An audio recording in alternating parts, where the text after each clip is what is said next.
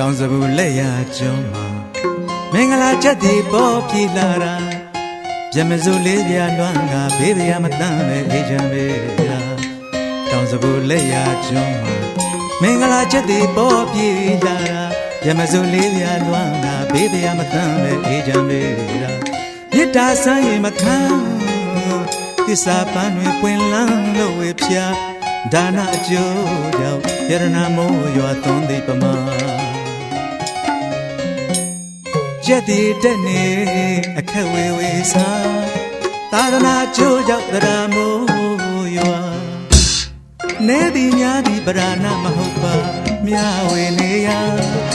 ဘုရားဖယားရှင်ဟောကြားခဲ့တာစေရနာအဓိကပါနေသည်များသည်ပရာဏမဟုတ်ပါမြဝေနေရဘုရားဖယားရှင်ဟောကြားခဲ့တာစေရနာအဓိကပါမရှိလို့မလို့မ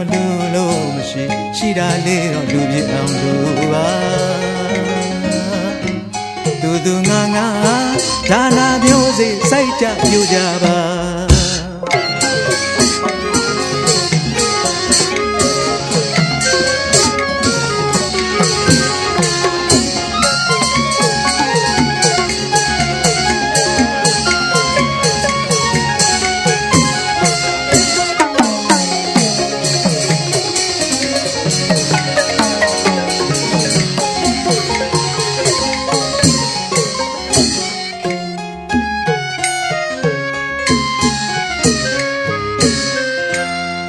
သုံးနှံစေရနာလံရှောက်လန်းပါလို့လူရန်ကြပါစေရနာကမ္မဘိက္ခဝေဘုရားဟောရှိခဲ့တာသုံးနှံစေရနာလံရှောက်လန်းပါလို့လူရန်ကြပါစေရနာကမ္မဘိက္ခဝေဘုရားဟောရှိခဲ့တာစင်ကြယ်ခြင်းဝိတ္တုရိနဲ့ပြည့်စုံမှသာအကျိုးလူပေးမှာသာသနာရောင်ဝဝင်ချွန်းလင်းတဲ့ချိန်ခါမှာလူကြတန်းကြဒါနပြုကြပါ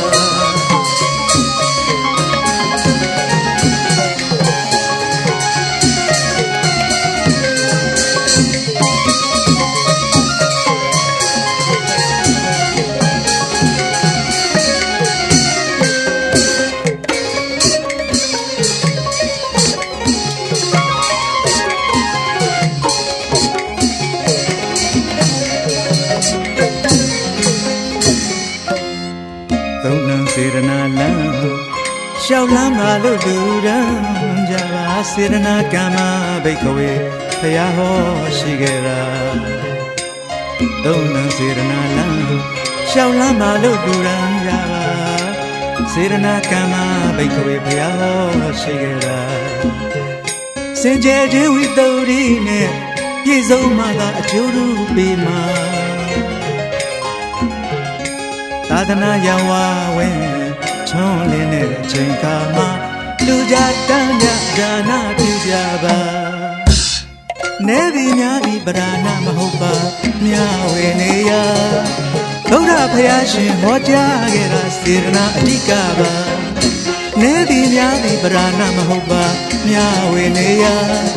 ဘုရားဖယားရှင်ဟောကြားခဲ့တာစေရနာအဓိကပါမရှိလို့မရှိရှိတာလေးတော့လူပြအောင်လူပါ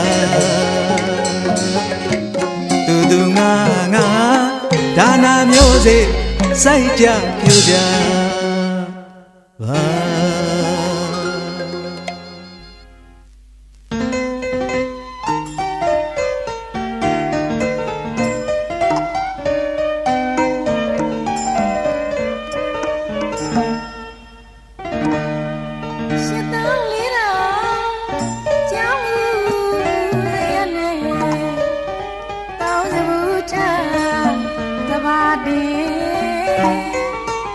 အပေါင်းလူနဲ့တရာရှင်အားရာဇဝင်စာတင်မဟာဘယနေရာဇာတိရီမြင်းမြတ်မဟာလုံးရာဇာတိရီမြင်းမြတ်မဟာလုံးမယွင်းထခါလူကြီးလူသည်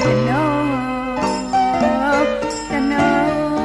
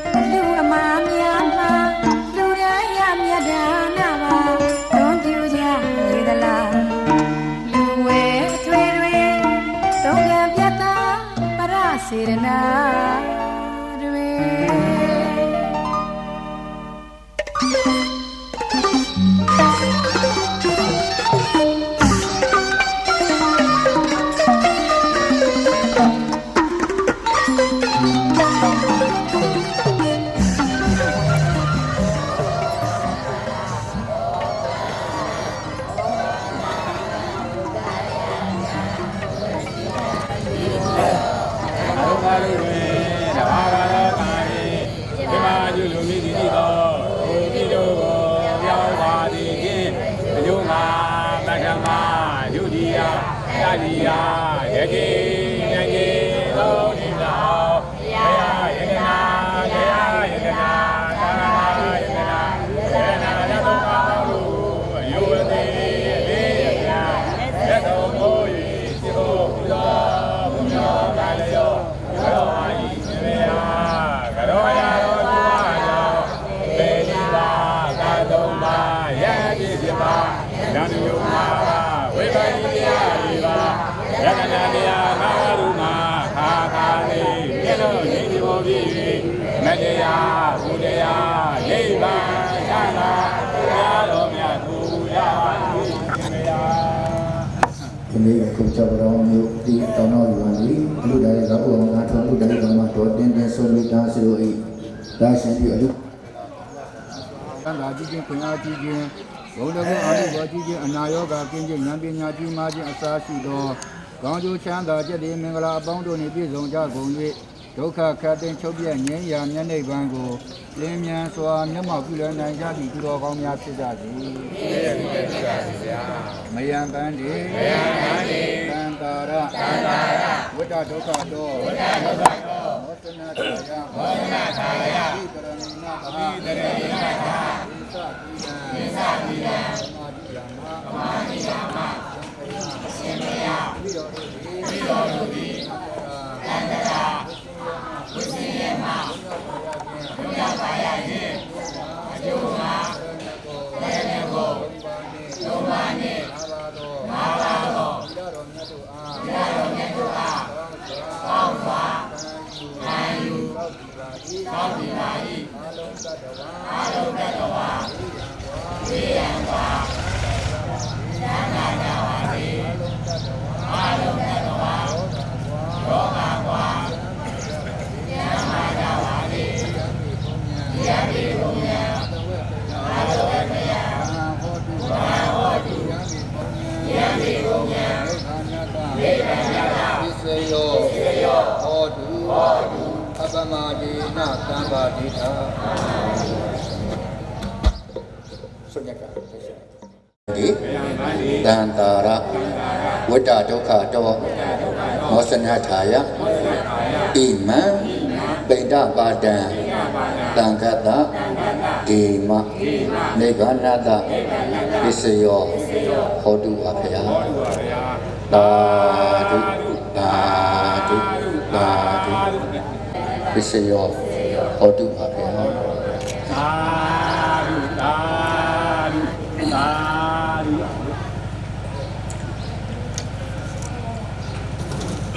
ကဲလိုက်စုနိဗ္ဗာနတပစ္စယောဟောတုပါဗျာသာဓုသာဓုသာဓု ကံကံဤအကျိုးတရားတို့ကိုယုံကြည်ကြသည့်အတိုင်းယနေ့ယခုအလူဒါယေကဥအောင်တန်းထွန်းအလူဒါဤကမဒေါ်တင်တင်ဆိုမိသားစုတို့ဤတာရှင်ပြုအလူတာကဒါနစွမ်းလောင်းလူတန်းရာအချင်းအခါ၌တပိတော်တို့သည်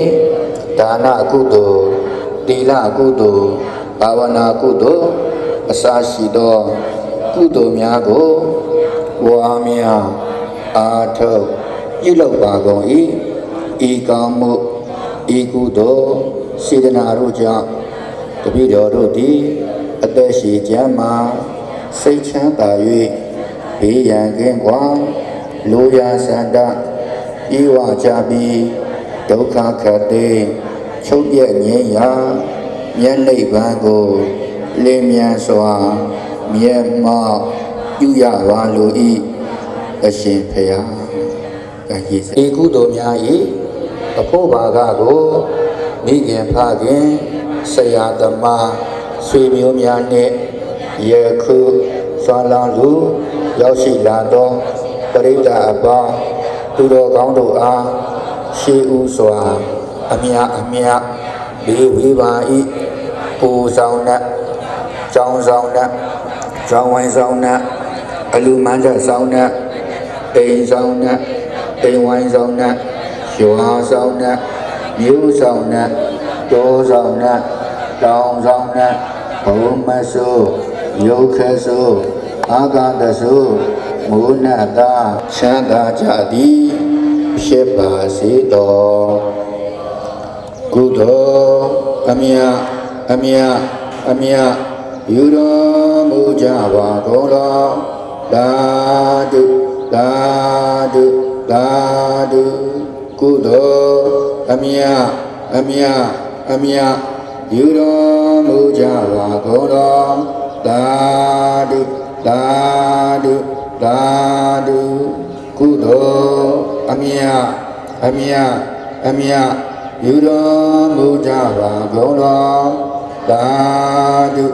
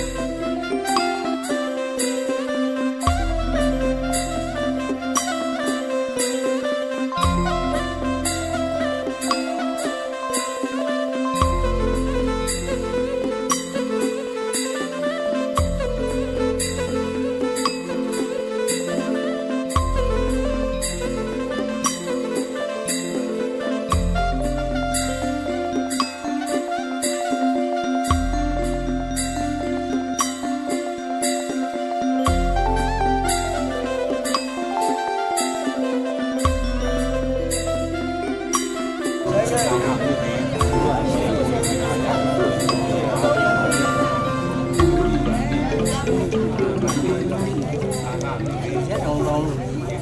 မချင်ဘူးကွာ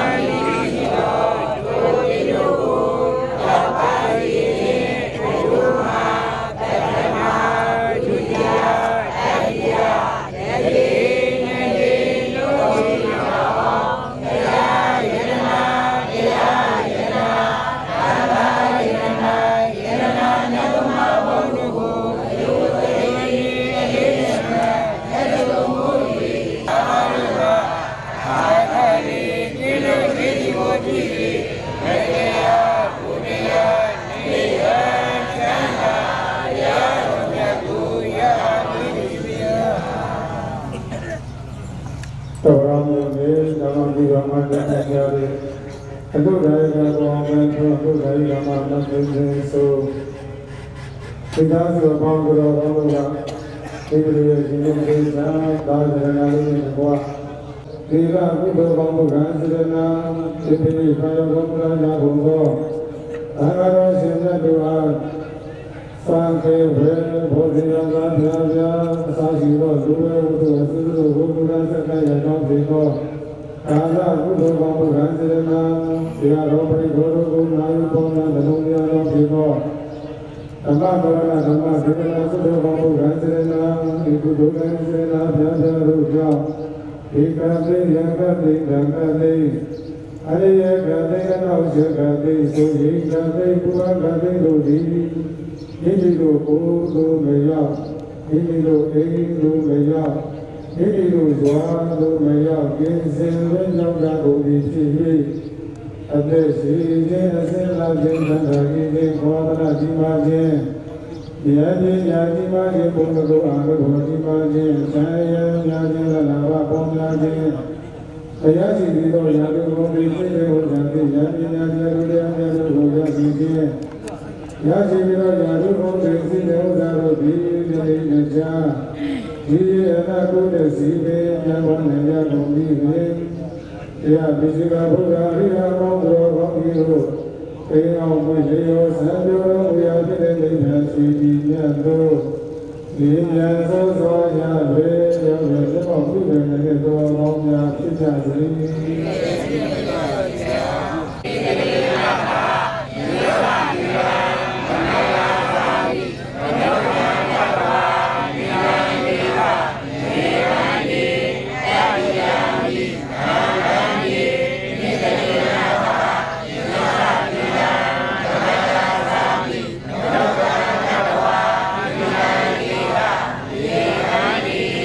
ယမဟာဝဒာမိဒဝတိသာနမောတသဗုဒ္ဓောအဟံတောသမ္မာသမ္ဗုဒ္ဓတ္တ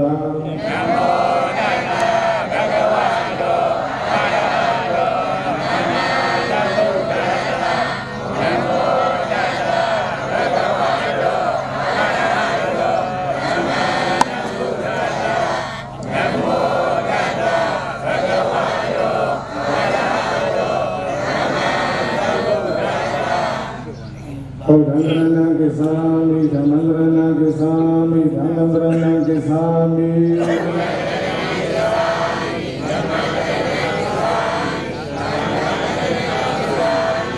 ဒုတိယမိဘုဒ္ဓံရဏံကိသာမိဒုတိယမိဓမ္မံရဏံကိသာမိဒုတိယမိသံဃံရဏံကိသာမိ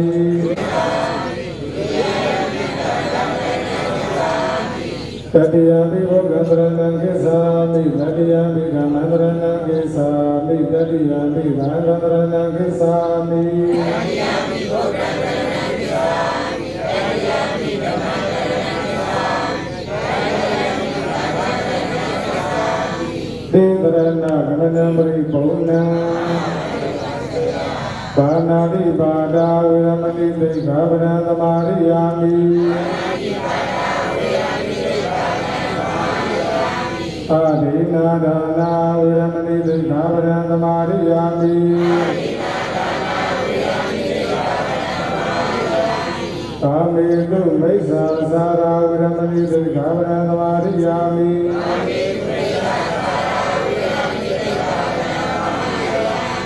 မုသာဝါဒဝရမဏိသိက္ခာပဒံသမာရိယာမိ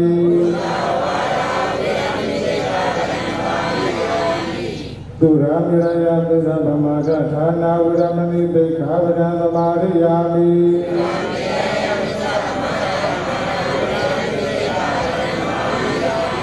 လုံးစုံများစွာတတ္တဝါတို့ဘေးရန်ပေရှင်ယောဂကိဝေကိုယ်စိတ်လက်ပြသိရကွာကျမ်းမာကြပါစေ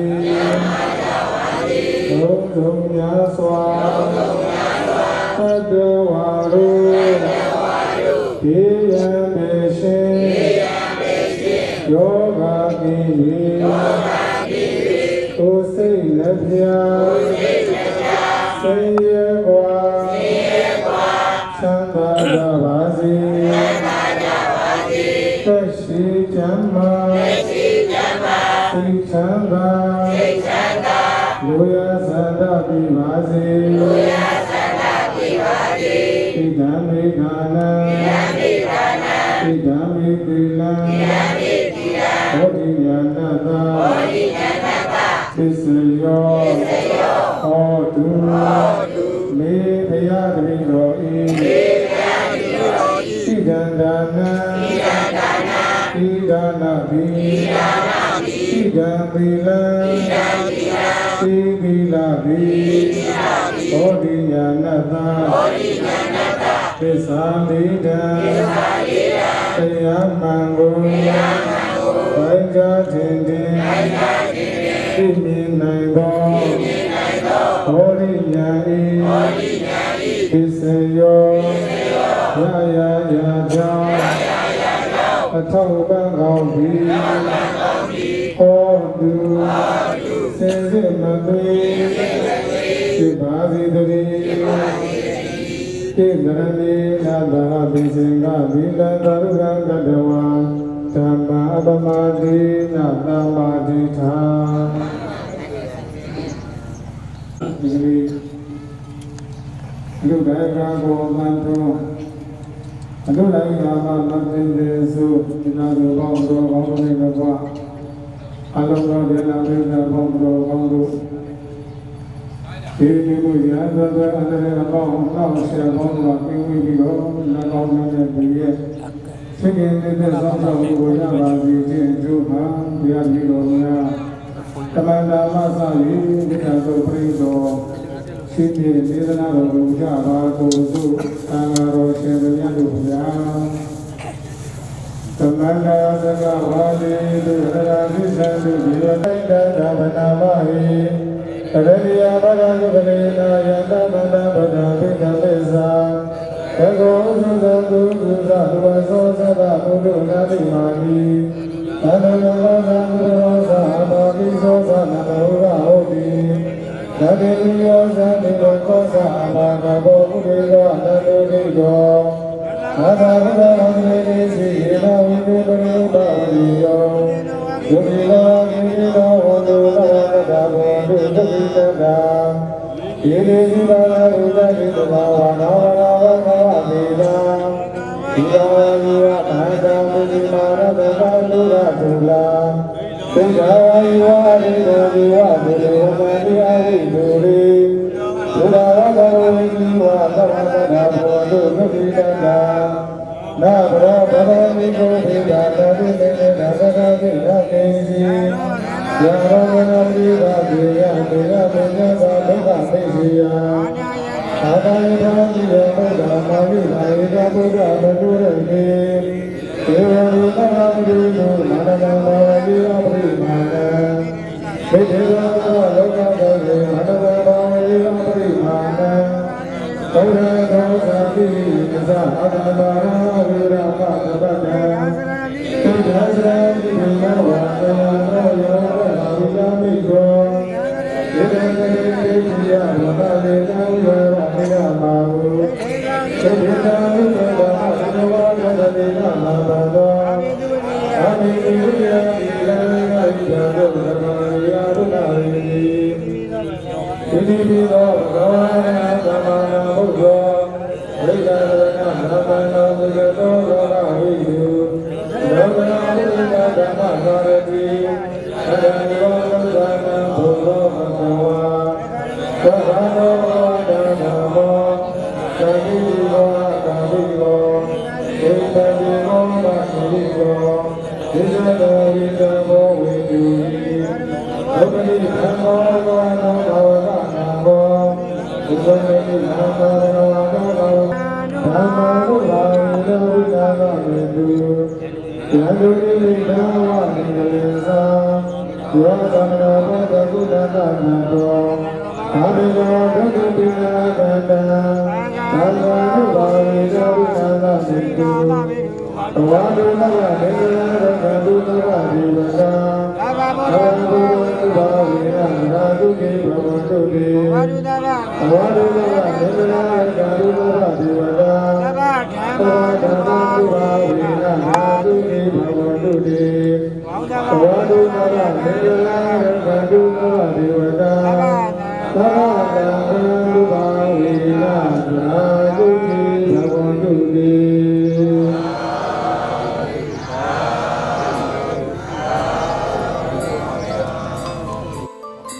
နောက်လေးဟုတ်ဒီမှာဒီသံဃာကဥက္ကဋ္ဌတော်ဘောဇနာနာကဒီမှာဒီကရန်သံဃာကဒီမှာဒီဘာနာကဒီစေယောဟောဒီမှာ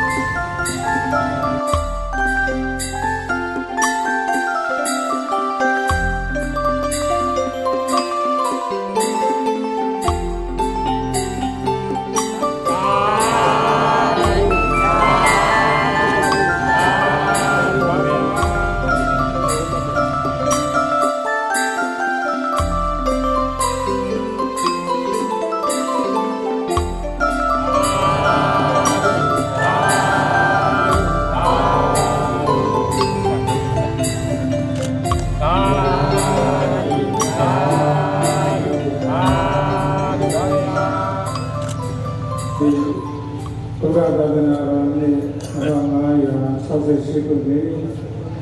ဘောဓမဂရေ1386ခုနှစ်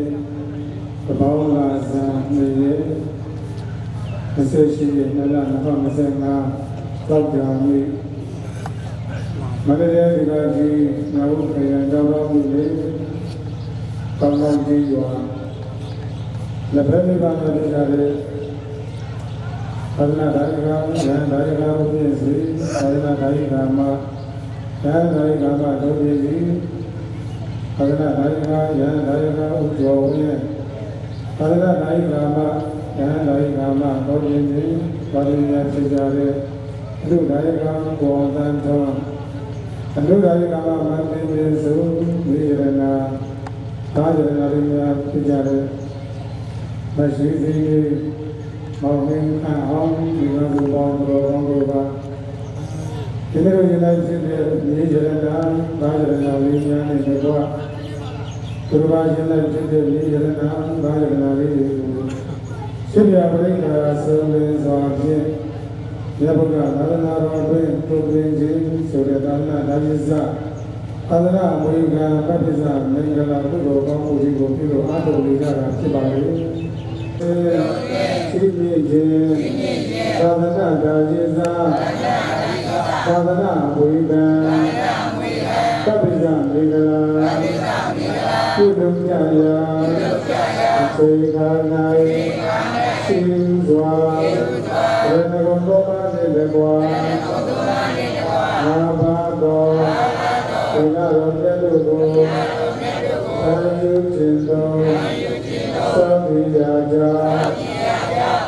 စေရနာ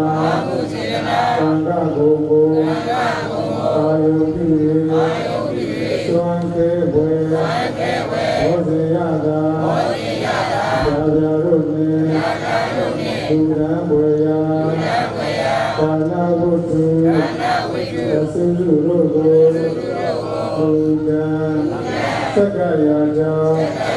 သေခံသင်ဝိယာကြောင့်ဘောမှုစေရနာဘုရားတော်ဘိတော်တို့ကိုဘုဒ္ဓိသာသံဃာမာရိယာကြောင့်ဓမ္မသဝနာဓမ္မဒေသနာဘောမှုစေရနာဤတုဒုဒံဤစေရနာသာဗျာတို့ကြောင့်ဘိတော်တို့သည်ဒီမျိုးမျိုးရာဇဝတွေအနေအပေါင်းနောက်ဆက်ပေါင်းတို့မှာကျေဝိပြီးလျင်အတေအချာယများခြင်းလက်နာဘပေါ်များခြင်းမရရှိသေးသောရာထုကုန်တဲ့ဤဒီဥစ္စာတို့ကိုရရှိခြင်းရရှိပြီးသောရာထုကုန်တဲ့ဤဒီဥစ္စာတို့သည်ယနေ့တခြားဒီအလားသုတေစီပင်ပြန်ပေါ်ပြီးတယ်သာသနာတော်မြတ်ကြီးကိုသစ္စေယဓမ္မနထာနာတို့ဖြင့်မယုံမမြင်မပင်မပန်းသစ္စေယံလူကံထောက်ကနိုင်သောသာသနာပြုသူတော်ကောင်းများဖြစ်ရပါသည်သာအရှင်ဘုရားတပည့်တော်တို့မိသားစုလူကံရသောကာလကုသိုလ်သောတိရသောသီလကုသိုလ်ပွားများအထုရသောဘာဝနာကုသိုလ်အစုစုတို့၏အပုဘာကမန္တမြတ်ကိုတပည့်တော်တို့၏ရှိရှိဘဝယခုဘဝတော်စကြကုန်သောအမိအဖအပုအဖွာဝိုင်းဆောင်နှံများလမ်းဆောင်နှံများဝါဆောင်နှံများတောဆောင်နှံများတောင်ဆောင်နှံများယုတ်ကစုနှံများဘုံမစုနှံများအာဃာတစုနှံများမိဆိုင်ဖဆိုင်နှံများလက်တို့တော်ပေါင်းတို့အားအမြအမြအမြအမြအမြအမြသေဝိငါကြပါကုန်၏အမြရကြ၏ကိုယ်စိတ်နဲ့မြချမ်းသာကြသည်ချမ်းသာကြသည်ဝမ်းသာကြသည်ဖြစ်ကြပါစေကုန်သောကုသိုလ်အမြအမြရောပြုကြပါကုန်သောသာဓုသာဓုသာဓုကုသိုလ်အမြရောပြုကြပါကုန်သောသာဓုသာဓုသာဓုကုသိုလ်အမြရောပြုကြပါကုန်သောသာဓုသာဓုသာဓုအလောစိတ်သံဃာရဲ့ကိုယ်ကြမှာဒီလိုပြုတဲ့ရာဇောရှိတာသာသနာပြုနိုင်တဲ့ကိုယ်တော်ကောင်းများဖြစ်ကြပါစေ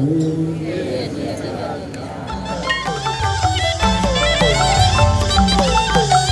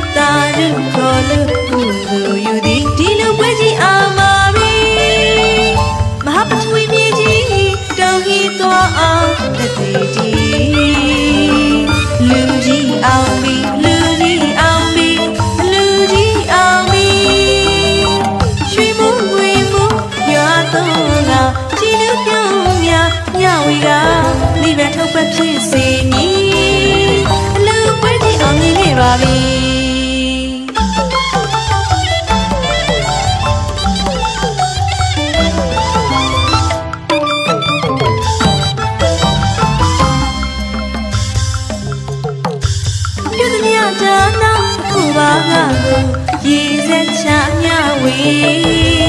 ကြားကြသမျှတာရုခေါ်လို့ကုသိုလ်ယူသည်ဒီလိုပွဲကြီးအောင်ပါပြီမဟာပထဝီမြေကြီးတောင်းဟီသွားအောင်တတိတီလူကြီးအောင်ပြီလူကြီးအောင်ပြီလူကြီးအောင်ပြီရွှေမိုးဝေမိုးရွာတော့ကကြည်လူပြုံးများညဝီကလိပဲထုတ်ပတ်ဖြစ်စေမည်အလူပွဲကြီးအောင်မြင်ခဲ့ပါပြီလိပဲထုတ်ပတ်ဖြစ်စေမည်အလူပွဲကြီးအောင်မြင်ခဲ့ပါပြီလိပဲထုတ်ပတ်ဖြစ်စေမည်အလူပွဲကြီးအောင်မြင်ခဲ့ပါပြီလိပဲထုတ်ပတ်ဖြစ်စေမည်အလူပွဲကြီးအောင်မြင်ခဲ့ပါပြီ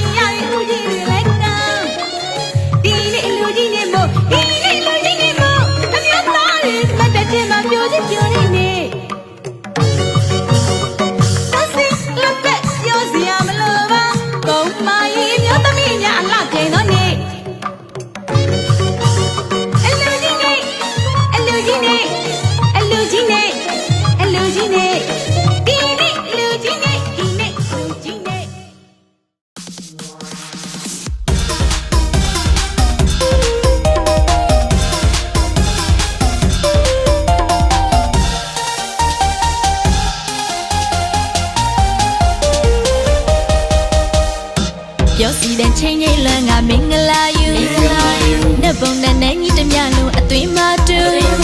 မိအောင်ဆောင်မတကြီးနဲ့ဝင့်ထဲစွာခန္ဓာလုံးနဲ့ဒီလိုအလူဒီလိုအလူ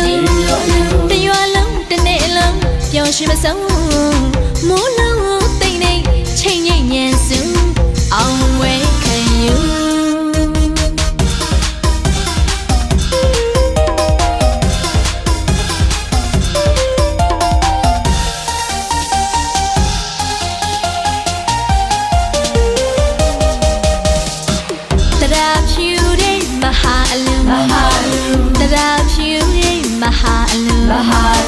အမြောင်းကဝိုင်းလို့အော်ချာတမှုတင်စားခေါ်ယူအလူရကြီးစေတနာတရာကဖြူအလူမကြီးစေတနာတရာကဖြူလာလာသမျှမိတ်ဆွေအပေါင်းကိုဖော်ရွေပြုံးလေးနဲ့စီကျူကတမှုမင်္ဂလာယူမင်္ဂလာယူဒီနေ့တော့မှာတကယ်ကိုစံနမှုအားချစရာအလူ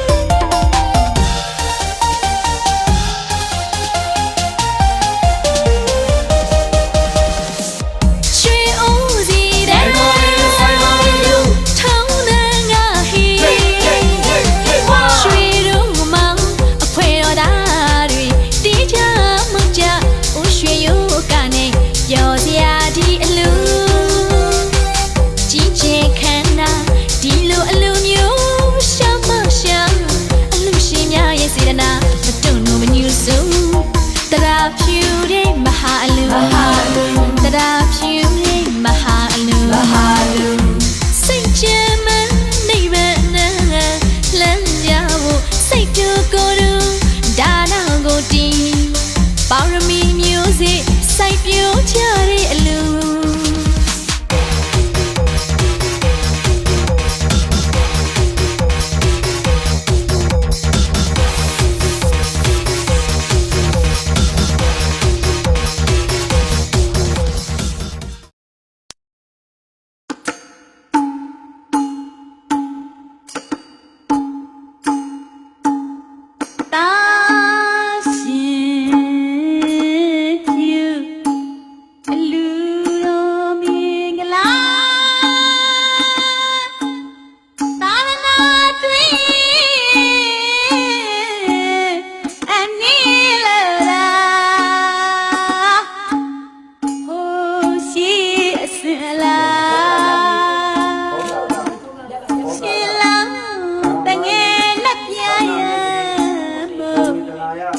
မိဆိုင်ရဲ့မအရိုင်း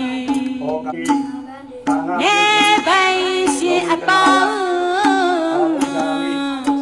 အိုးငါပြောဆုံးလေးပွဲဆုံးအောင်ပင်ငါထားတယ်ဆိုင်ရပိုင်ရအရှင်အပေါင်း